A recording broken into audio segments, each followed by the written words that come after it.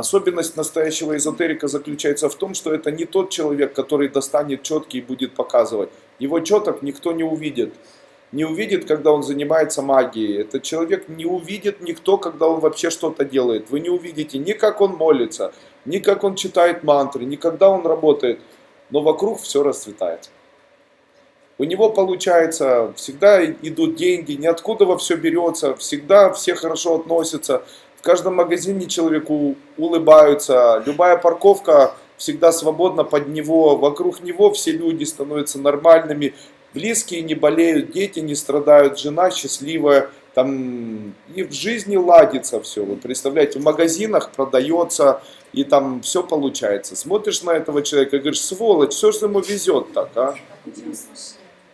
А?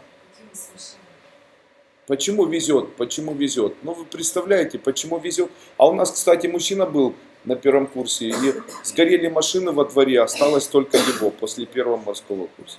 И был второй мужчина на морском курсе, он все 12 дней, из 12 дней 10 дней пил, не будучи учеником школы Кайлас. Я ему говорил последний день, ты очень напрасно занимаешься реактивной эзотерикой, она небезопасна для человека. Нужно контролировать свое сознание, потому что твои плохие эмоции могут очень сильно навредить тебе.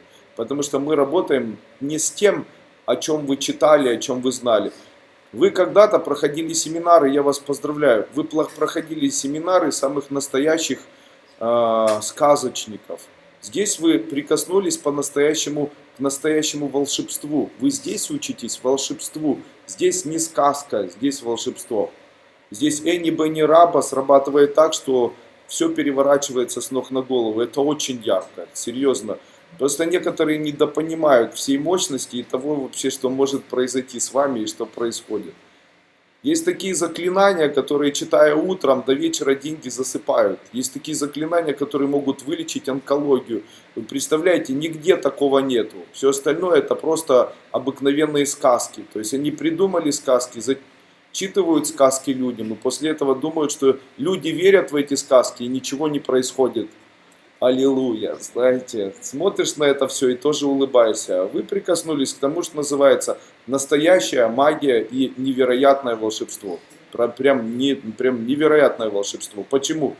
Оля, у вас есть люди, которые отказались за счет того, что вы с ними работали от табакокурения и алкогольной зависимости? Видите, вот сидит человек, при помощи обряда с кубиками у нее...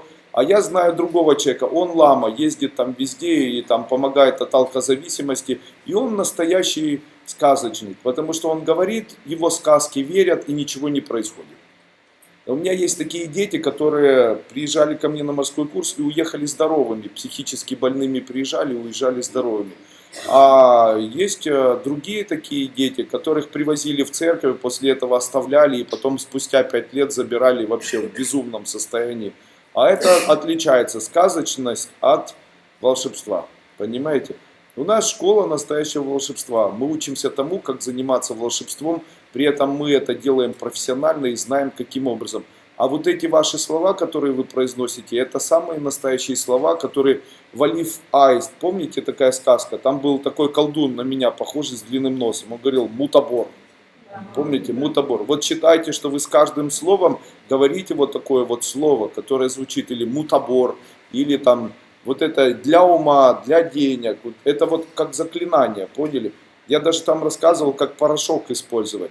Ведь об этом знают, об этом сказки слагались и так далее. Но если об этом знают, почему это исчезло?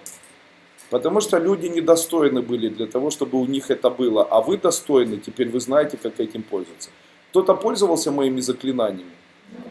А что скажете? Интересно, да, интересно. Да. Конечно же, когда вы сталкиваетесь с элементами магии, то они или волшебства, это отличается от элементов сказочности и какой-то эзотерики, которые там пропихивают в массы. Я, конечно, не могу сказать, что там я самый лучший и так далее. Во всяком случае, я хотя бы альтернативный.